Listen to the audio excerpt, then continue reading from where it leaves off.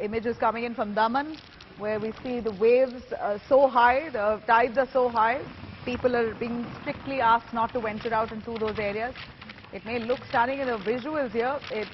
Believe me, our reporters who are on ground there really trying really hard to stay still in the force against the wind. That force of the winds there is so harsh.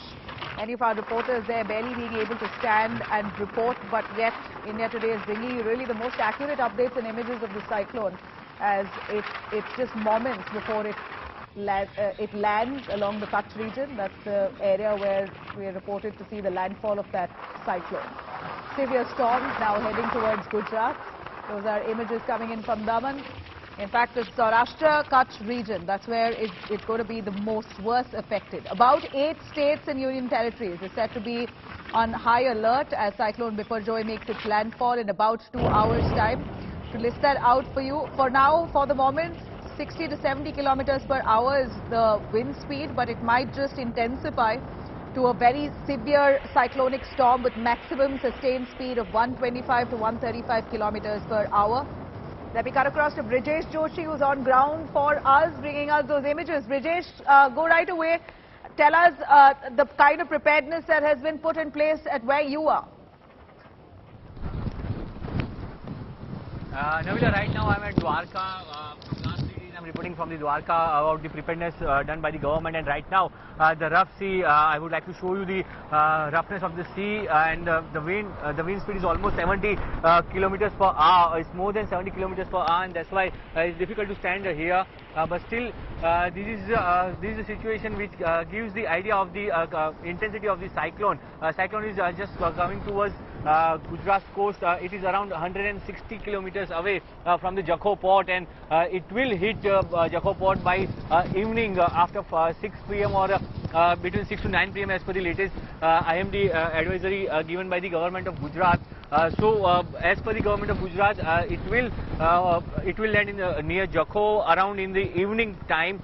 So still there are around 4 to 5 hours before the landfall of the cyclone Biparjoy. All the preparations have been done by the government, and Army, Navy, Coast Guard are also on the alert mode, standby mode.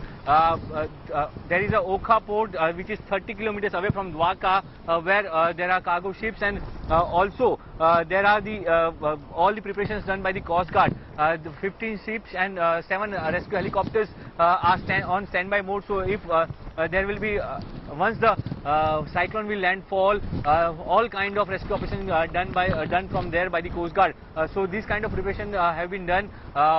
Even union ministers are here, and state ministers are here who are looking after all the preparations and all the situation of the ground. Well, as we see that preparedness has been put in place, but tell us more, Brijesh, about the cyclone making its landfall. Do we know anything about the severity of the landfall, the kind of impact that it could have? Have cyclones in the past really posed a disastrous outcome?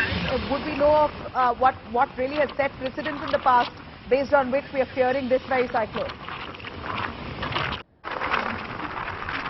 As per the local reports, this will be the most disastrous cyclone of last 50 years.